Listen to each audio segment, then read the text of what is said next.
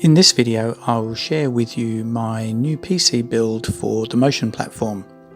My current system consists of an Intel 5820K 6-core 12-thread CPU with Corsair H110i GT 280mm water cooling, 32 gig of 2666 RAM, a gigabyte GTX 1080 Extreme 8GB graphics card with the premium pack for VR, a Corsair Obsidian 750D full ATX case with a Corsair RM750 watt modular gold power supply, and an MSI X99A Gaming 7 motherboard.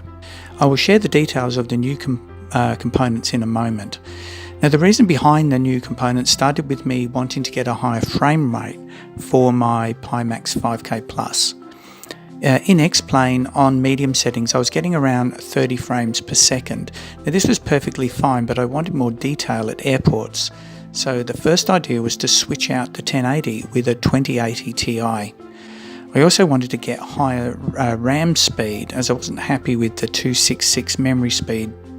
I considered the 9700K, the 9900K and the AMD 3900X. And to cut a long story short, I thought more cores and a faster motherboard was the way to go and decided on a whole new build. So the case and power supply were kept as these were working fine. So the first step was to remove the existing components and clean the case. It wasn't very dusty, but it still needed some love. To get rid of most of the dust, I used my CompuCleaner Dust Buster. Now, in the past I would have used an air compressor, but I don't have room in my apartment for something like that. This electric one cost me about $80 and works well.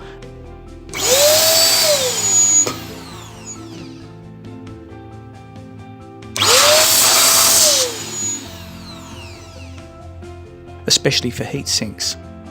The case has several fine mesh filters which are easy to remove and clean and help catch the dust before it enters into the case.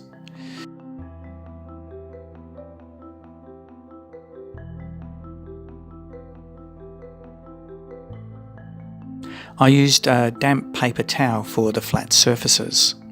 So the new build consists of an MSI 2080TI Ventus graphics card, the ASUS X570E gaming motherboard, 32 gig of G.Skill Trident Neo Z 3600 RAM, the Ryzen 3900X CPU, the Samsung M.2 512 gig SSD, and the Noctua D15S heatsink with an extra fan.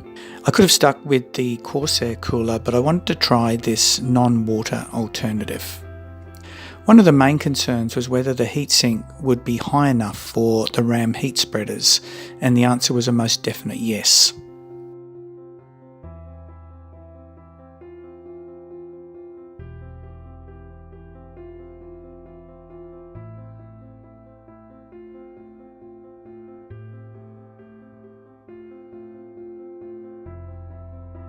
Installing the CPU was straightforward after I removed the two heatsink brackets that came with the motherboard.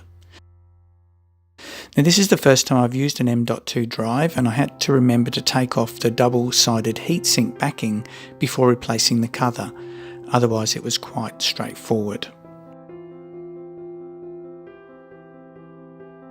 I attached the Noctua brackets and didn't have to touch the motherboard backing plate.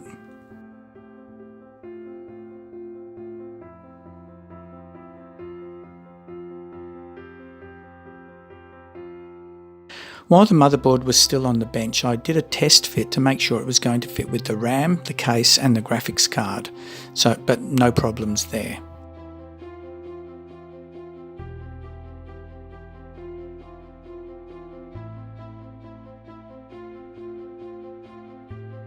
The graphics card was quite a bit smaller than the Gigabyte 1080 Extreme, as you can see in this image.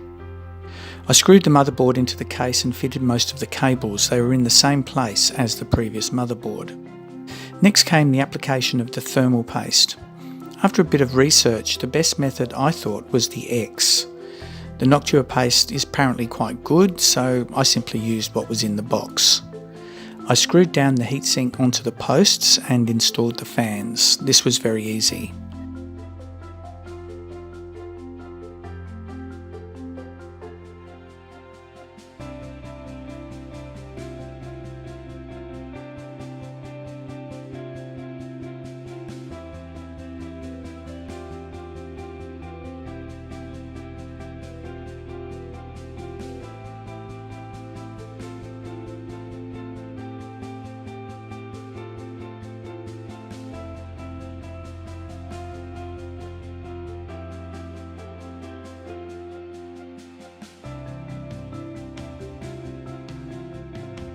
So here are some images showing the clearance with the 2080 in the first PCI slot.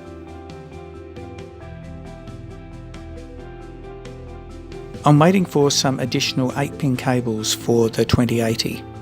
The 1080 power had a daisy chain cable and I didn't want to risk instability with the 2080 drawing all of its power from this single cable.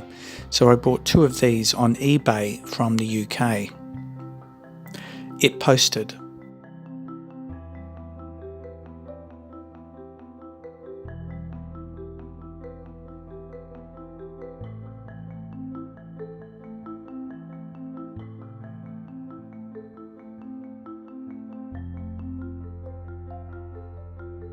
Well, I hope you found that useful. In the next video I will share with you the settings I used and the benchmarks. Bye for now.